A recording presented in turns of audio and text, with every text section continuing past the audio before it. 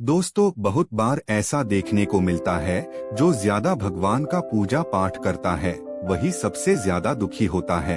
जबकि कोई नास्तिक आदमी जो भगवान को नहीं मानता, कभी पूजा पाठ नहीं करता, कभी संतों का संग नहीं रहता, वह सबसे ज्यादा सुखी जीवन जीता है। ये सब चीजें देखकर कभी कभी तो ऐसा लगता है कि भगवान ही गलत है, भगवान का न्याय ही गलत है। ये कोई कहानी नहीं है, ऐसा हर किसी के साथ होता है। दोस्तों, आज के इस वीडियो में हम आप लोगों को इसके पीछे के कारण के बारे में बताने वाले हैं। भगवान श्री कृष्ण ने स्वयं इसका उत्तर दिया है। आखिर ज्यादा पूजा पाठ करने वाले लोग दुखी और परेशान क्यों रहते हैं? इसका उत्तर भगवान श्री कृष्ण ने श्रीमद् भागवत गीता के माध्यम से बड़ी ही स्पष्टता के साथ बताया है। तो चलिए फिर शुरुआत करते हैं। नमस्कार दोस्तों, भक्ति सागर चैनल पर आप सभी का दिल से स्वागत है। अगर आप भी भगवान श्री कृष्ण के भक्त हैं, तो कमेंट में जय श्री कृष्ण जरूर लिखे। तो चलिए शुरू करते हैं आज की प्रस्तुति। दोस्तों, बात द्वापर युग की है, जब भगवान श्री कृष्ण और अर्जुन के बीच संवाद हो रहा था। तब अर्जुन ने भगवान श्री कृष्ण से पूछा कि माधव, जो लोग ज्यादा पूजा पाठ करते हैं वह ज्यादातर दुख और परेशान रहते हैं, इसके पीछे क्या कारण है? जबकि जो लोग भगवान का नाम भी नहीं लेते, भगवान का स्मरण बिल्कुल भी नहीं करते और हमेशा गलत कार्य में लिप्त रहते हैं, उन लोगों को मैं सुखी देखता हूँ। इसके पीछे का रहस्य मुझे समझाने का प्रयास करें। तब भगवान श्री कृष्ण ने एक छोटी सी कहानी के माध्यम से अर्जुन को इसका उत्तर दिया। आइए जानते हैं उस छोटी सी कहानी के बारे में। एक गुरु के दो शिष्य थे, दोनों ही पढ़े लिखे विद्वान थे। दोनों में फर्क सिर्फ इतना था कि एक भगवान को मानने वाला था और दूसरा भगवान को न मानने वाला नास्तिक था। एक ऐसा था जहाँ पर भगवान की कथा होती थी, जहाँ सत्संग होता था, जहाँ भजन होता, वहाँ दौड़ के चला जाता और भगवान की पूजा पाठ करने लगता। दूसरा शिष्य इन सब चीजों से दूर था, वह शराब पान भी करता था, वेश्याओं के साथ नमन करता था। सारी बुरी आदतें दूसरे शिष्य में थी। एक दिन क्या हुआ, एक शिष्य शराब पीकर अनाप शनाप बोलते हुए रास्ते में पैदल चलते हुए अपने घर को जा रहा था। अचानक उसको रास्ते में पैसों से भरा एक बैग मिल जाता है। उसकी खुशी का ठिकाना नहीं रहता। वह जोर जोर से चिल्लाते हुए सबको बताता है, मुझे आज पैसों से भरी बैग की थैली मिल गई, मेरा जीवन सफल हो गया। इन पैसों से अपने जीवन की आवश्यकताओं की पूर्ति करूंगा। वही दूसरा मित्र मंदिर से भजन करते हुए अपने घर को जा रहा था। अचानक उसकी पैर में एक बड़ी कांटे चुभ जाती है, रक्त निकलने लगता है। ठीक उसी समय दूसरा शिष्य भी वही पहुंचता है और हंसते हुए उसको बोलने लगता है, क्यों तुम ही हो न जो सबसे ज्यादा पूजा पाठ करते हो, भगवान का भजन करते हो? क्या दिया तुम्हारे भगवान ने तुम्हें? मुझे देखो, मैं कभी मंदिर नहीं गया और न ही मैंने कोई भी काम अच्छा किया। मेरे घर में भगवान का मंदिर भी नहीं है। मैंने कभी अपने घर में सत्यनारायण का कथा नहीं कराया, भगवान के सामने कभी माथा नहीं टेका। फिर भी मैं कितना संपन्न हूँ, अमीर हूँ, मेरे पास पैसों की कोई कमी नहीं है। सबसे ज्यादा सुखी जीवन मैं ही जी रहा हूँ। अच्छे शिष्य को उसकी बात चुभने लगी। उसने मन ही मन विचार किया, हाँ, यह तो सच बोल रहा है।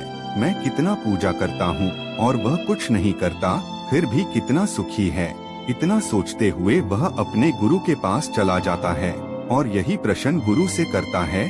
गुरुजी मुस्कुराते हुए बोले, भगवान जो करते हैं अच्छे के लिए ही करते हैं। जिसकी जैसी योग्यता होती है उसको उसी के अनुसार फल देते हैं। अब तुम्हारे प्रश्नों का उत्तर तुम जानते हो। भगवान ने तुम्हारे पैर में ही क्यों चुबाई काटे और उसको पैसों से भरी हुई बैग क्यों मिली? सुनो, तुमने पिछले जन्म में बहुत पाप किया था, इसलिए तुम्हारी आज मौत होने वाली थी। तुम बच गए क्योंकि तुम मंदिर गए थे, तुमने भगवान की पूजा की थी। यही एक कारण है कि तुम्हारी मौत ना होकर सिर्फ एक ही काट चुबा।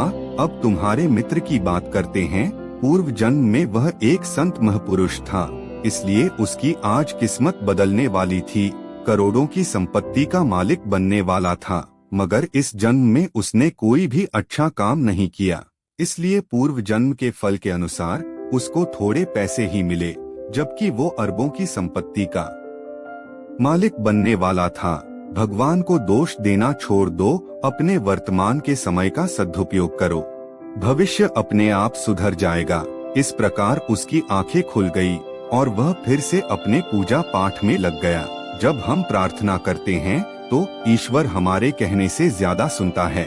जितना हम पूछते हैं उससे ज्यादा जवाब देता है। जितना हम कल्पना करते हैं उससे ज्यादा अपने समय में और अपने तरीके से देता है। समय का चक्र बहुत तेज चलता है, इसलिए ना तो बल का अहंकार करे, ना ही अपने धन का जीवन में वाणी को संयम ही रखना अनिवार्य है, क्योंकि वाणी से दिए हुए घाव कभी भरे नहीं जा सकते। जीवन में कभी मौका मिले तो किसी के लिए सारथी बनना स्वार्थ ही नहीं। जैसे पानी को अगर दूध में मिलाया जाए तो वह दूध की तरह हो जाता है, यदि वही पानी अगर कीचड़ में मिलाया जाए तो कीचड़ बन जाएगा। हमेशा वो काम करे जो सही है, वो ना करे जो आसान है। करीबी और गरीबी का सिखाया हुआ सबक इंसान को अंदर से बदलने पर मजबूर कर देता है।